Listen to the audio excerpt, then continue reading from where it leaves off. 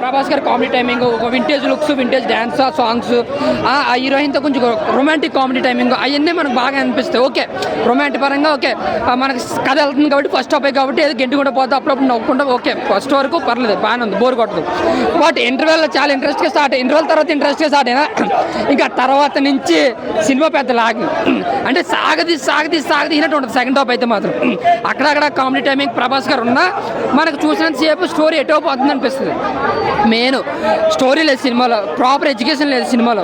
So ఓవరాల్గా మారుతి గారు ఇంకా వర్క్ చేస్తుంటే బాగుంది, ఇంకా వర్క్ కాదు అసలు వర్కే చేయాలంటే అనిపించింది నాకు సినిమా మీద. ఏదో ప్రభాస్ గారిని ఇచ్చేసారు, ఆయన నమ్ముకుని ఆయన యాటిట్యూడ్ లుక్స్, ఆ వింటేజ్ లుక్స్ తీసుకొస్తే, ఆ వింటేజ్ యాక్టింగ్ తీసుకొస్తే సినిమా జనాలు చూసేస్తారు అంత ఎర్రోళ్ళు అనుకునే అలాగే సినిమా తీసినట్టు అనిపించింది. ఆ వరకు చూసుకుంటే పండగ కాబట్టి ప్రభాసాన్ని నమ్ముకుని కలెక్షన్లు అయితే వస్తాయి, అదైతే ప్రాబ్లం లేదు. విశ్వప్రసాద్ గారు బీవచ్చంగా వచ్చి పెట్టారు, అక్కడ మొత్తం ఆయన పెట్టిన ఖర్చు అంతా సినిమాలో కనబడుతుంది మనకి.